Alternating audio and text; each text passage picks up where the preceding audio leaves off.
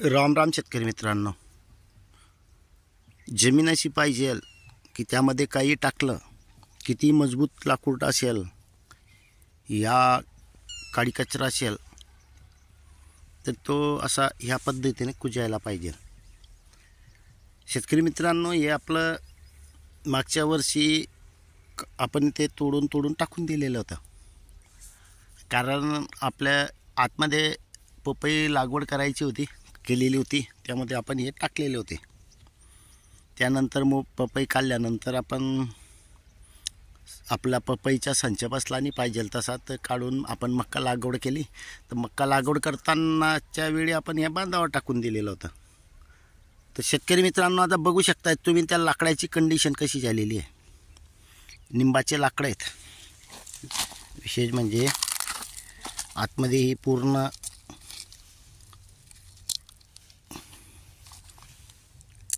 हे बघा, जे आपण सेंद्रिय कार्बनचं जे काही म्हणतो ते हे लाकडं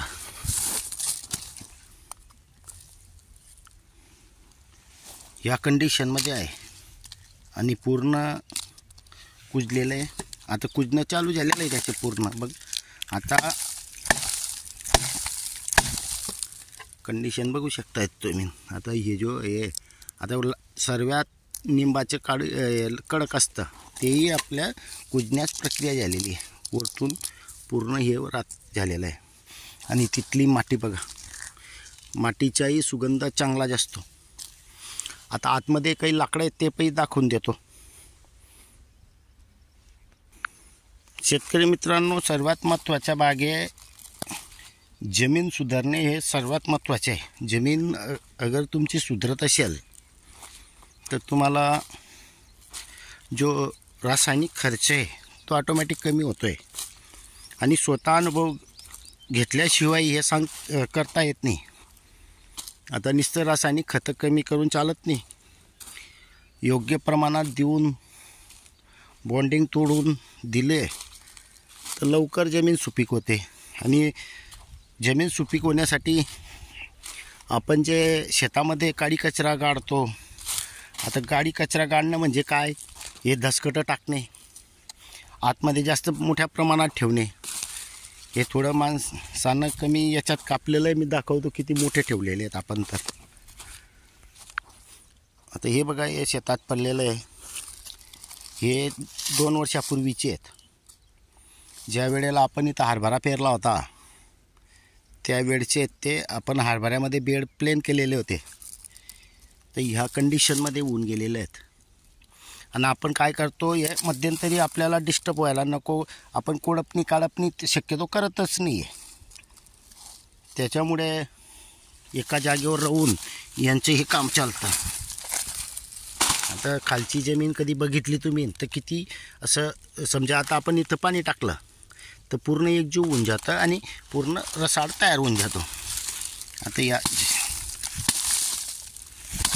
वाळवी, काही जीवजंतू जे काही असतील ते आपल्या या कामात येतात आणि याच्यामुळे आपल्याला सेंद्रिय कार्बन जास्त प्रमाणात भेटतो.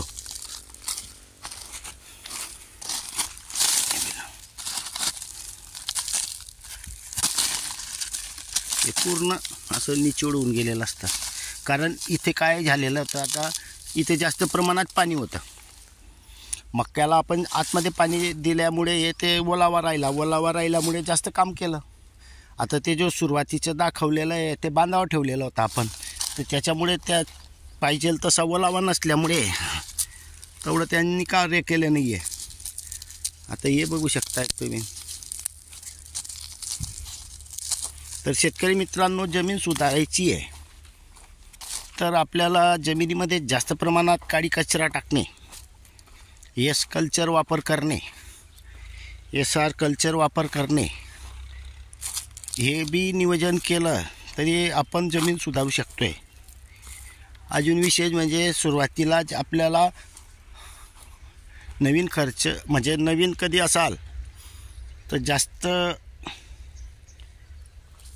हॅरेसमेंट करण्याची गरज पडत नाही. कारण आपण कधी योग्य वेळी थोडे प्रमाणात रासायनिक खत बॉन्डिंग तोडून आणि अशा पद्धतीने दसकटं या काही पाला जे असेल ते हे कधी आपण टाकीतलं तर आपली जमीन सुपीक व्हायला टाईम लागत नाही. आता बघू शकताय तुम्ही की आपण धसकटं किती मोठे ठेवलेले आहेत. थोडा त्रास होतो, म्हणजे कडबाग जमा करायला सगळ्यांना त्रास झालेला आहे, पण तो थोडा त्रासच आपल्याला सहन करावा लागणार आहे. आपली जमीन सुपीक करायची आहे तर आपल्याला तो त्रास सहन करावा लागणार आहे. 1.5 एकरच्या मक्का या जमा करून ठेवलेला आहे. उद्या या परवा 2 दिवसात निघेल.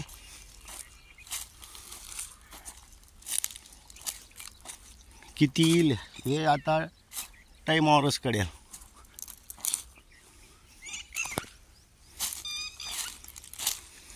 तर शेतकरी मित्रांनो, हे असं नियोजन केल्यास जमीन ऑटोमॅटिक पैलवान होईल. बाहेरून तेवढं काडी कचरा म्हणतो ते तेवढं टाकण्याची गरज पडणार नाही. आपल्या जमिनीमधून जे आपण काही घेतो त्यातून थोडं 5-10% जमिनीत कधी टाकलं गेलं तर आपला फायदा होतो. हे इथे मोठं घेरं आहे, ते डुकरांनी नुकसान केलेलं होतं, ते तिकडे एक घेरं आहे आणि तो एक भाग आहे. असे 3 ठिकाणी डुकरांनी नुकसान केलेलं आहे आपल्या याच्यात.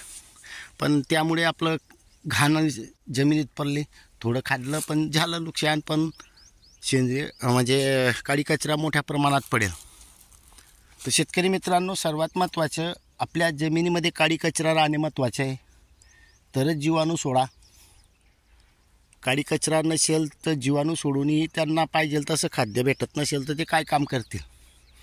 त्यामुळे जमीन सुपीक करायची असेल तर काडी कचरा महत्त्वाचा आहे. धन्यवाद.